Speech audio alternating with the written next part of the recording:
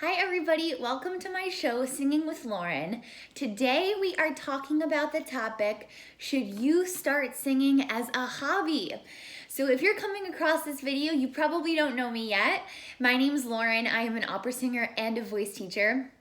And I love talking all things voice, all things improvement on this little thing right here that gives us amazing sounds. So I wanted to invite you guys to a live webinar that I'm doing called The 4 Secrets to Your Singing Success. And the link for that is going to be right under this video. So I want you to hit pause, go sign up for a time. I'm going to be doing a bunch of lives in April and it's going to be super fun. We're going to get on there live together, and at the end of my presentation where I'm going to share these secrets with you guys, there will be time for a Q&A. So you don't want to miss out. Just click that link right there, hit subscribe, and let's chat. Whenever I'm at a party and I tell somebody that I'm a singer or a voice teacher, they always ask, is it true that anybody can learn to sing? And I have to sit down because it's a loaded question, right?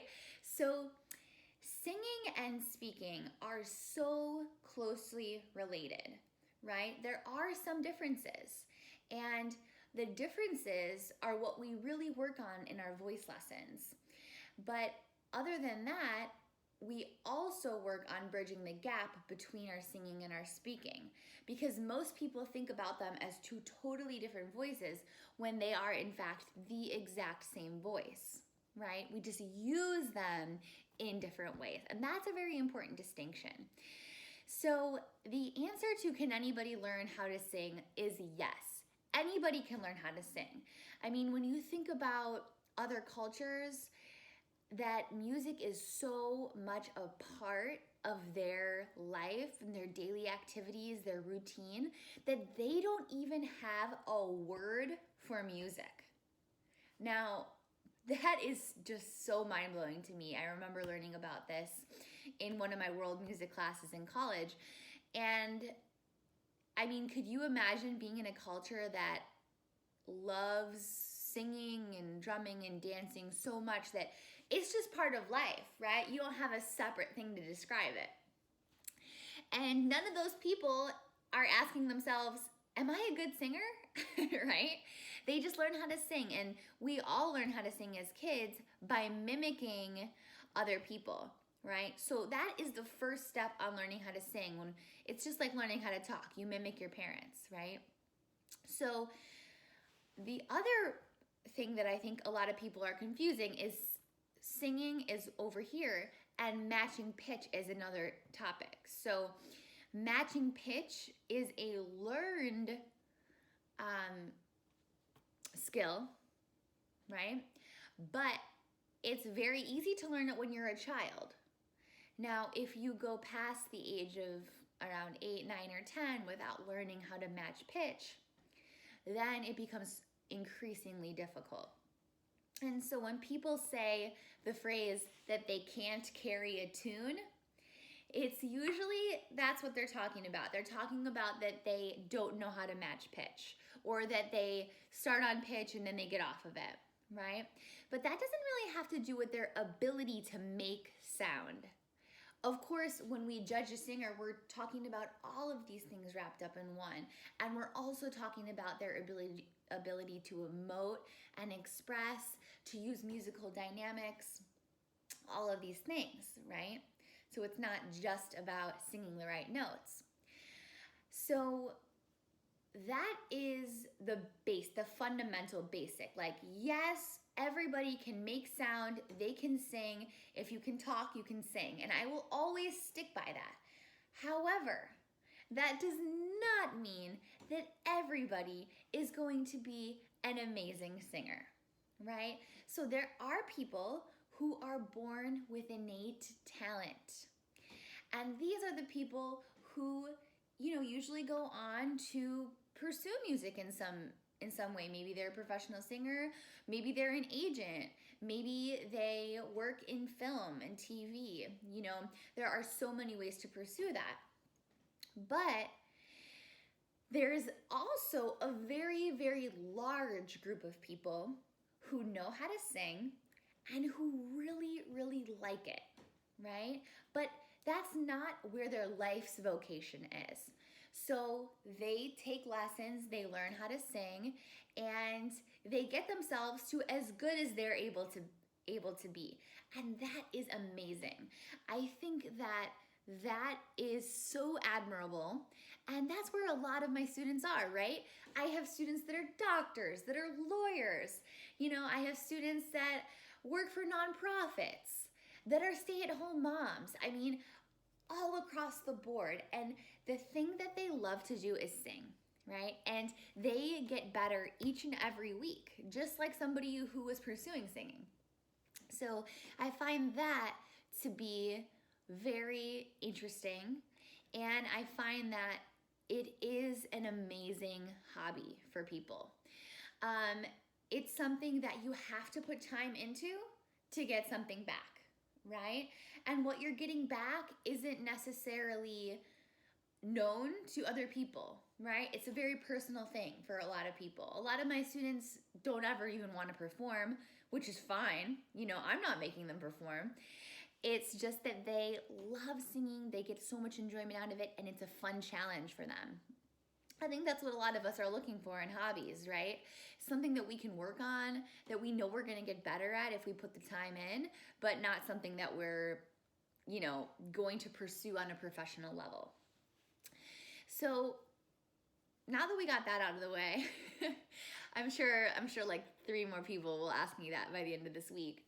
But I want you to take out a piece of paper and I want you to write down the things about singing as a hobby, singing in front of others, singing in front of a teacher, that really make your skin crawl, okay?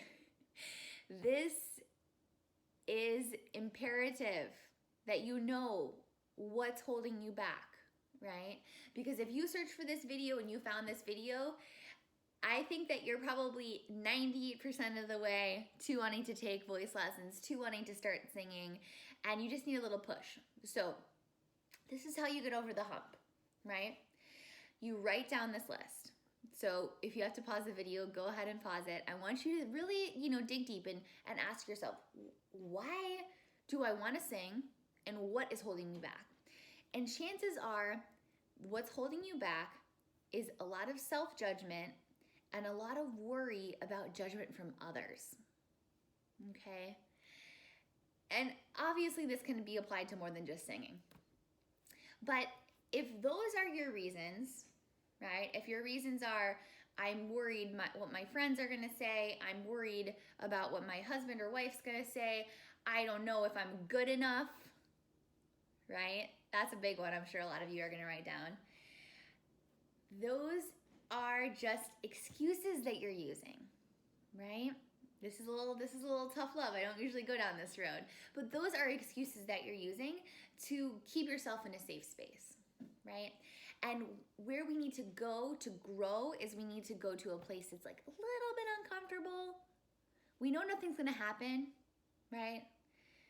Nothing's gonna happen to us if we try to push ourselves in music anyway. Maybe if you were talking about rock climbing or something, that's different, right? But we're just talking about singing. We're just talking about making music here. Nothing about it is dangerous, right? So lastly, the question is then, if you came up with these reasons, are you willing to push past those reasons? Yeah? And, if you guys already take voice lessons or if you're already studying music, a question you can ask yourself is, where do I want to go next with this? Because it does get to a point where if you're just taking voice lessons to take voice lessons, it can get to be like, why am I doing this, right? So maybe you need a little bit something else to push you. Like maybe you do need to perform, or maybe you do need to audition for that thing that you've been wanting to do. So those can all be things you're thinking about too. So lastly, I want you to ask yourself, if you are going to pursue music, Should you take voice lessons? Should you do self-study? Because those are basically your two options, right? Either you can pay somebody to teach you, or you can take some kind of a course and teach yourself, or work on it. You know, you have a mentor and you're working at home. So I can't answer that question for you. I think that they're both viable ways to learn how to sing, depending on where you are in your journey, though. So I actually have a course called the Starter Singing Lab, and we're going to be talking about that course more in the webinar, right? So in the webinar, we're going to be talking about the 4 secrets to your singing success. And I'm going to tell you about my course, the Starter Singing Lab. And that course is designed for people that have answered yes to these questions. Like, yes, I want to get better at my singing. Yes, I'm willing to push past these fears, these holdups that I have. But I'm not ready to sing in a one-on-one space yet, right? So that is who this course is for. You guys will get all the details when you sign up for my webinar. And again, that link is in the description below. I really hope to see you guys there. I have a lot of amazing free content that I'm going to share with you guys, and you'll be able to get kind of a taste of what is it like to learn about the voice? What is it like to sing online, you know? And so I can't wait to see you there. But the last option, if you're willing to put yourself up for this, right, is to take voice lessons. And voice lessons are like the pinnacle of vocal growth, right? Because you're putting yourself in a room with somebody who is an expert in music and on the voice, and you are being vulnerable, you're singing for them, and you're working with them on exactly what you need to be a better singer, right? To work on your music, to be a better musician, to work on all of the different parts of your technique. And so that's a very individualized experience, which is good, right? But it also takes a lot of commitment because you have to show up. You have to show up if you're going to choose that option. So if you guys are looking for a voice teacher and you don't have one in your area that you trust or that anybody can recommend to you, I do teach Skype lessons. So if you're looking for a teacher who is very nurturing, kind, knows what she's talking about, and will help you improve, you're looking at it right here. And I'd love to book a trial Skype lesson with you. So why don't you go ahead and send me an email if you're going to do that route, or if you would like to do that route. So my email is just hello@singingwithlauren.com. But I really want you guys to consider taking my webinar, because I know that only, I would say about 2% of people are quality candidates for one-on-one voice lessons. And a lot of other people need to get past the basics of taking that starter singing lab so that you can kind of graduate into private lessons. So I hope that clears up some questions for you guys about if you should start singing as a hobby.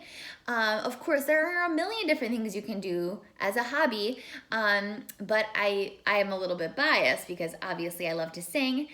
But I think that people that do pick up singing grow in confidence. They grow in their ability to put themselves out there, and it helps you in so many other areas than just singing. So that's all I have for you guys today. Hit the description and sign up for those webinars, or just one of them. And I will talk to you so soon. Happy singing. Bye.